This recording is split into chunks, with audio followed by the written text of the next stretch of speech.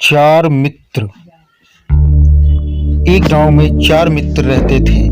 उनमें से तीन बहुत विद्वान थे, पर व्यापारिक ज्ञान से बिल्कुल मुक्त थे। चौथा मित्र पढ़ा लिखा कम था, पर व्यापारिक ज्ञान में माहिर था। एक बार चारों मित्र अपना अपना भाग्य आजमाने राजधानी की ओर चल पड़े।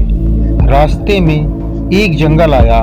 वहां उन्हें एक पेड़ के नीचे कुछ हड्डियां दिखाई पड़ी। उनमें से एक मित्र ने हड्डियों को देखते हुए कहा, ये हड्डियां तो किसी शेर की हैं। इन हड्डियों को एकत्र कर मैं अपनी विद्या से मरे हुए शेर का एक कंकाल तैयार कर सकता हूँ। दूसरे विद्वान ने कहा, मैं अपने बल से उसके कंकाल पर मांस चढ़ा सकता हूँ और रक्त से भरकर उस पर खाल चढ़ा सकता हूँ। और अपने तीसरे मित्र ने कहा, मैं अपनी विद्या से इसे जीवित कर सकता हूँ। चौथे मित्र को अपने तीनों मित्रों की बातें सुनकर बहुत आश्चर्य हुआ। उसने तीनों मित्रों को समझाते हुए कहा, शेर को जीवित करना खतरे से खाली नहीं है।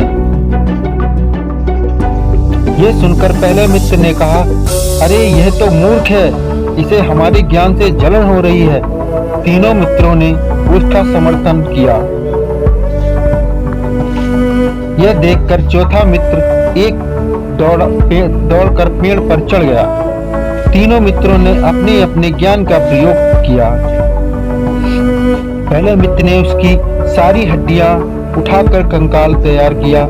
दूसरे मित्र ने उसे रक्त भरकर खाल से ढक दिया और तीसरे मित्र ने मरे हुए शेर में जान डाल दी।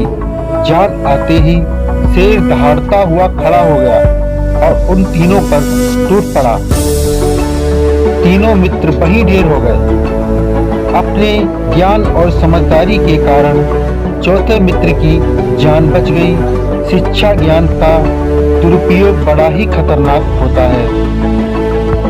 दोस्तों, कहानी अच्छी लगी हो तो लाइक करो और कमेंट करो, चैनल को सब्सक्राइब करो।